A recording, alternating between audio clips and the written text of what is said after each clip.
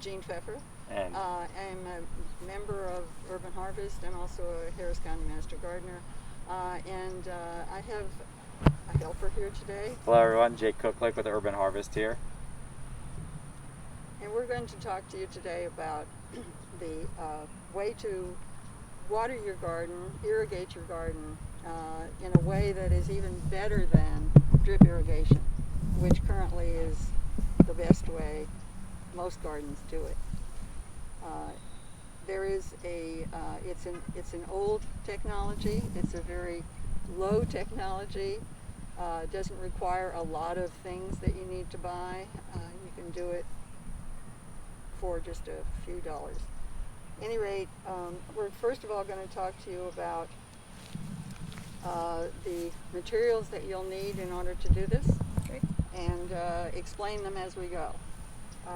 You will need a pot, which is actually a reservoir for the water that will be feeding the pots that are in the garden. There are fittings that you will need. Again, we'll talk about these individually later on. You need tubing, and you need fittings, T-tubing. You also need a valve, which seems to have disappeared. Here it is. A valve which allows you to turn the water from the reservoir and have it go into the pots. All of these things are available locally in hardware stores or in the big box stores like Lowe's and Home Depot. One caution about your fittings and the system that you use, get them all at the same place if you can. Make sure they match, because tubing does come in different sizes and so do the fittings. So be careful with that. You will need a lid, and sometimes you can get a bucket very easily, but it doesn't have a lid. A square bucket is better because you're going to be putting this fitting onto a surface that's curved, and you can get a better tight fitting if that surface is flat rather than curved.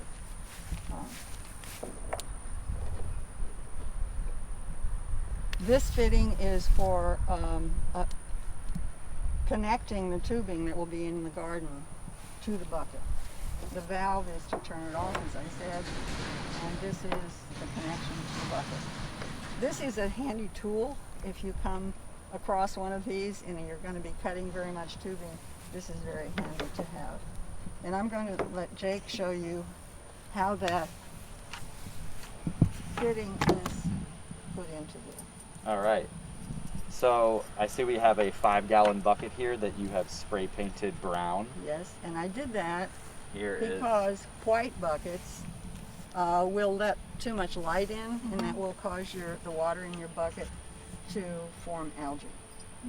All right, so this is a 3/4 inch, you told me. Correct. Normal threaded hose adapter, Right. which you call a bulkhead, but I think it's called a bunch of different things at different places. But either way, there is about an inch of thread on there so that it can connect to the adapter on the other Yes. side. And you told me that I have to screw it from the back, so I'll try that. Screw it. You can also whack it if you Oh, okay. I should have brought my whacker. But it is going in without Good. too much trouble. Yeah, well, it helps if you have good finger strength. Yeah. Oh, there you go. And there's a washer on the inside that will keep it tight against the wall. That rubber gasket in there. Mm-hmm. Okay. And that seals it, okay. Right, And then this goes on the outside? right. All right. This is the metal gasket for the outside just to hold it in place. Well, that keeps the washer tight against the Got it. bucket on the end. And really, finger tight is best, because if you force it, it causes the washer on the inside to kind of change its shape, and that can cause leakage. Okay. And then this is the fitting that you need for it to hook up to the tubing that's going to go to the bucket. It has a little filter and is a normal sized, again, 3/4 inch hose adapter that, Right. that then adapts to the compression tubing for the 1/2 inch, I think is what we said, but actually, in all actuality, 5/8 of an inch plastic poly tubing. So I'll just screw that on there.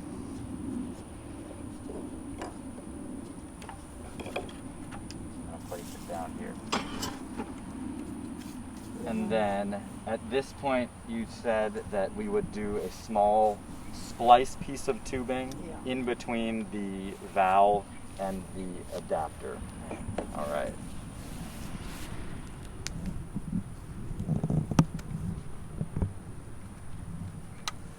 Okay. Is there a method for which one goes first, or does No. it not matter too No, much? it doesn't matter. If you get it upside down, it doesn't make any difference. Okay. You just turn it the other way. Okay, I'm gonna do it with the dig readable from That right sounds here. good. So I'll just put this poly tubing snugly down the valve until it's extra tight here.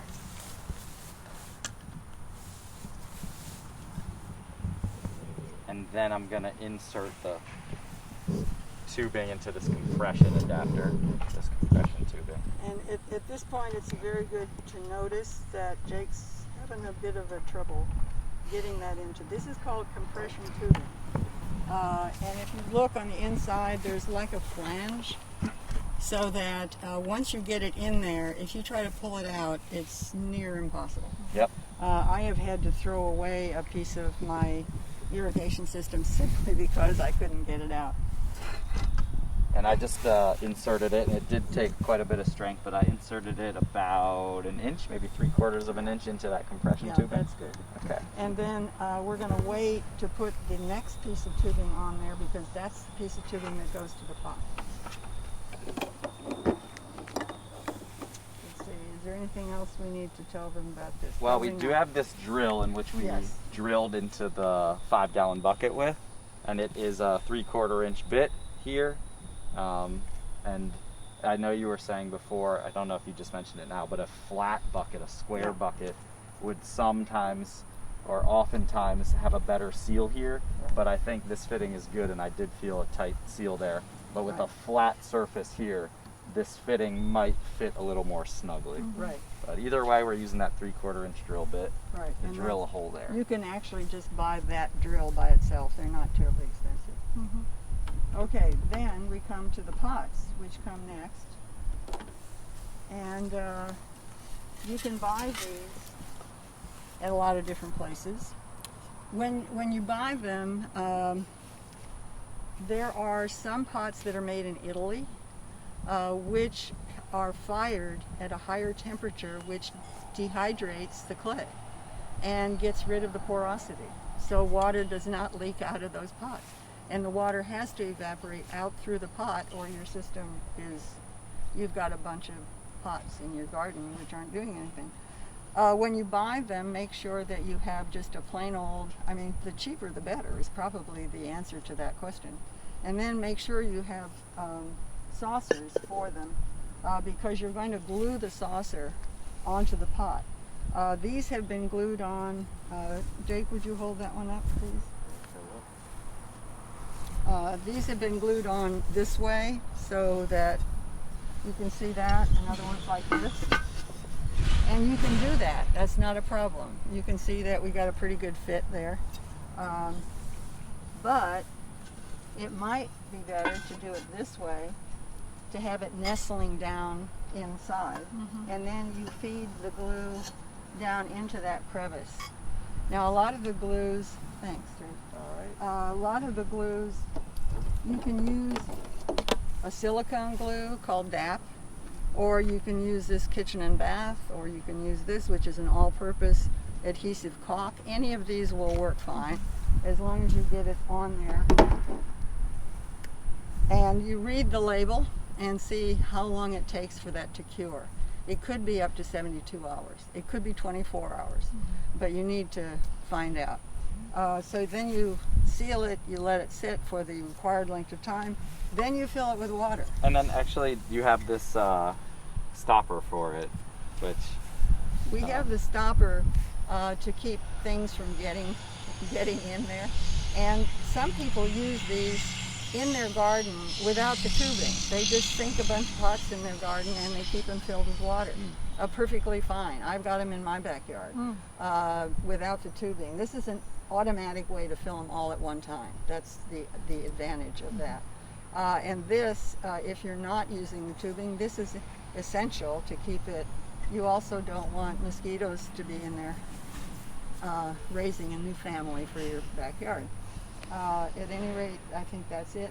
Once you've waited the required length of time, then you're going to want to fill it with water. You don't have to fill it all the way. You need to fill it at least to here. Make sure it's not leaking.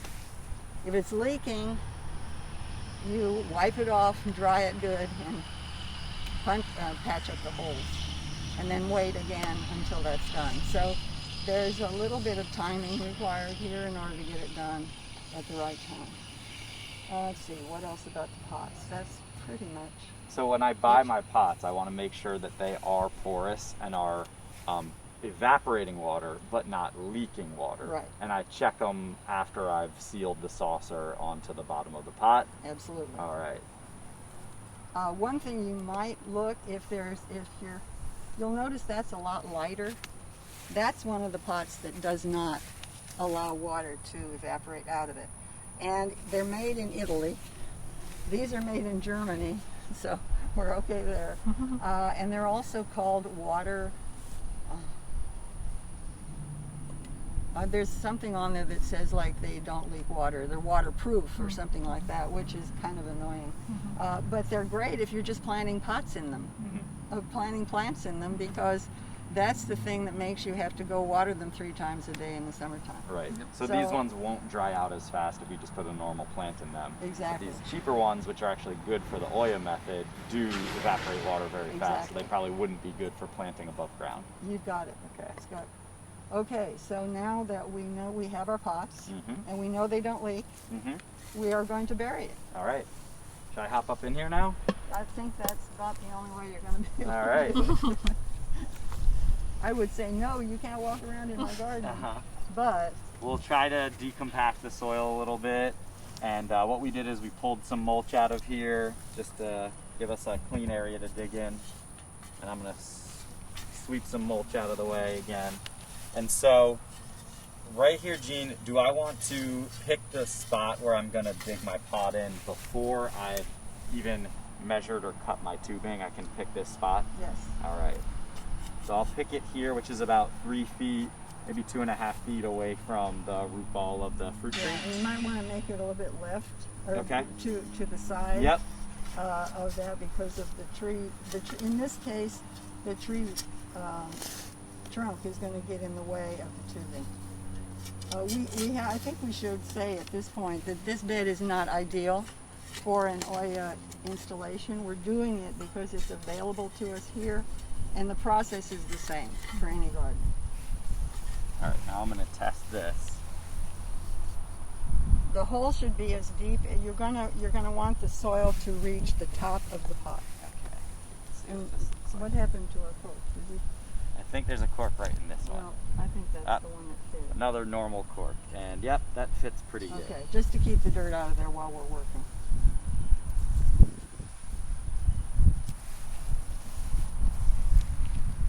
Are we going to add more dirt? Or we're just going to hope there's enough? We have some bags of soil, but I just want to check and make sure that this is shown as the right level that you want it at. So you want the soil to come pretty much It should be even with the top. at grade. Got it. Yeah. You want to take advantage of the evaporation of the water into the soil and not into the air. Some people even actually paint the top to keep it from evaporating out the top, Okay. but it's minor if you consider that's a very small percentage of the pot, of the surface of the pot. But that makes sense for keeping water down there. All right, so this looks pretty good if this was all at grade precisely. Right. All right. Now, we have put this on a bottom of a rain barrel, but you can actually build some kind of a structure to hold the pot. Now, it's gravity fed, so it has to be higher than the pots, otherwise it's not going anywhere. The higher the pot is, the more pressure you get, and so it's an advantage to have it. This is a good height here, because this will be fine to get them down in this case. Okay. So we could put this 5-gallon bucket on top of like a custom built structure or on top of some cement blocks. Or you just on could top of actually it. just build here, Yeah. something, put a big concrete Yep, something there. right here. That would be fine too. Gotcha. But you need to make that decision before you start cutting tubing. Yep. Because that will determine how much you're going to have to cut. All right, so I should go grab the tubing and we'll measure and see how long it needs to be. Right.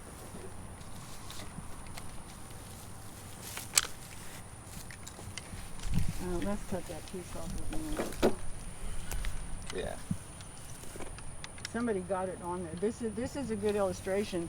Somebody at the store was trying to see if they had the right size, and they said they put that on there, and obviously they didn't get it off because it was still there when I bought this.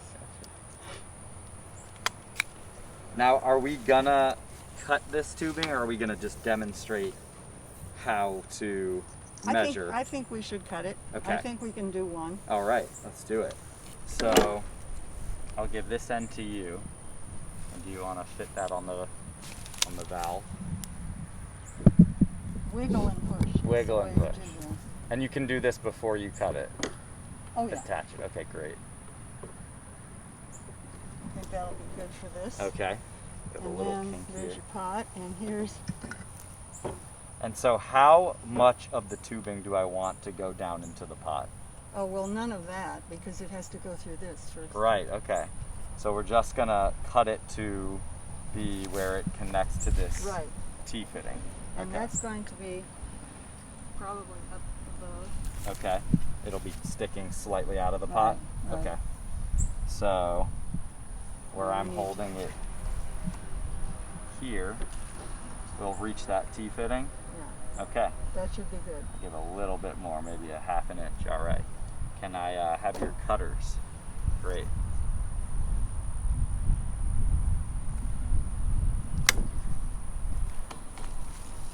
I'll give that back to you.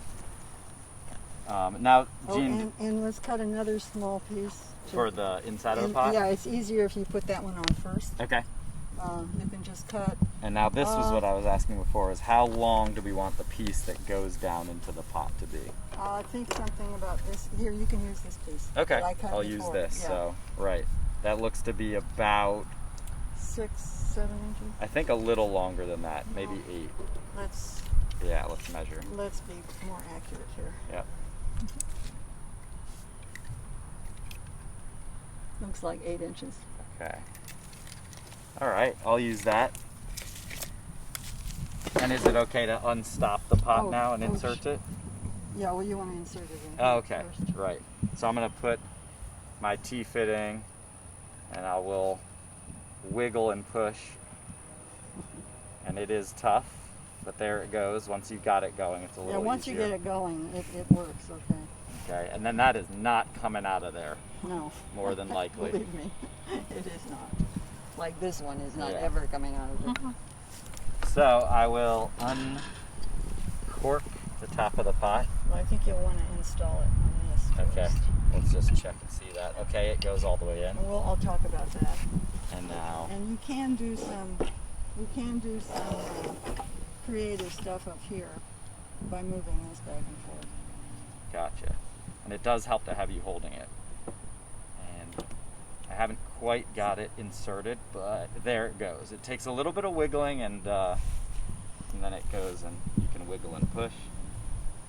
And it also helps to make your tubing circular, because after you've cut it, it sometimes kinks Right. it a bit.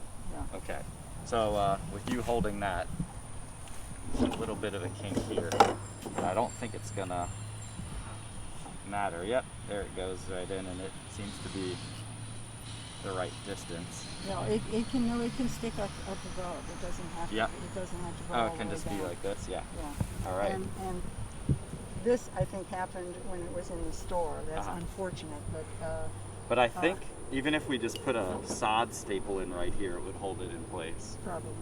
And even if Well, I and, let go and there, it's okay. you got to remember it's going to go on, Right. and that will help stabilize it as well. So then you said it was important to make sure that your tubing was all in a straight line, Yes. so that it can connect to the next pot over Right, there. exactly. Right. So I would just dig this pot down, Right, insert my tubing into here, right, build my other T-fitting and another 8-inch splice of tube Right. into that one, and then connect them. exactly. And make sure to measure twice before I cut that tube. Right. All right. Let's talk a little bit about the water going into the pot and the air coming out of the pot. Sure. I'll You'll hop out of notice here. you want to move that up and down a little bit so they can see how loose it is. That's a little bit looser than it should be. And so it would probably be a good idea to maybe put one wrap of that tape that we use everything for. Yep. Yep. Duct tape. Yep. Duct tape around, just- around the tube here. You want it firm but not tight because water can't go into the pot unless air comes out. Two things cannot occupy the same place at the same time, even if it's just air. So it needs to be firm, but there needs to be airspace so the air can come out. Otherwise, too much water will come out if it's too loose. So wrapping maybe 2 pieces of duct tape right around this section. Yeah, just to Yeah. give you some place where you can stabilize it. Yep, and then it would probably sit nice and snug in there, but you would still be able to pull it in and out. Right. Okay.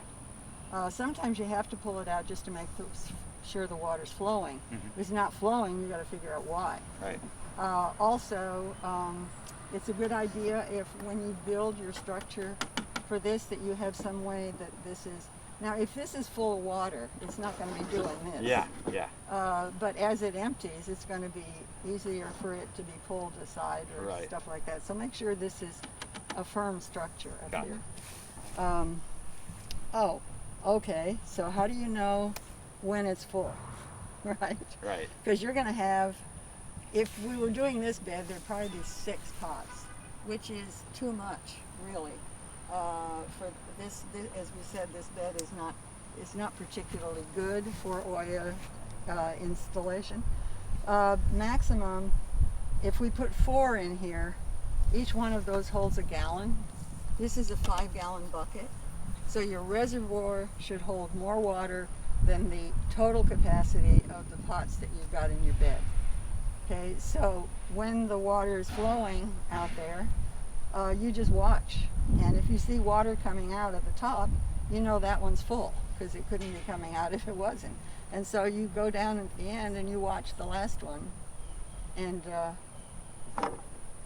then you know it's full and you turn it up. Right. So 4 Oya pots is the perfect number for a 5-gallon bucket Right. system. If you figure that you're going to have maybe a bed that's maybe 10, 12 feet long, then 3 feet is a good, for this size pot, 3 feet apart is perfect. Right. We can't do it here because the trees are here.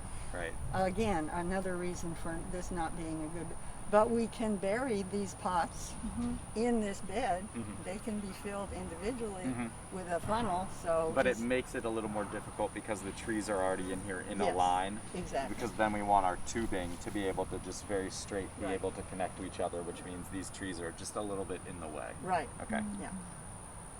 And And then can you talk a little bit about the end of the Yes. tubing line? yeah, the last one can actually be an L rather than a T. It can also be a T, but that means the water's going to be running out the end.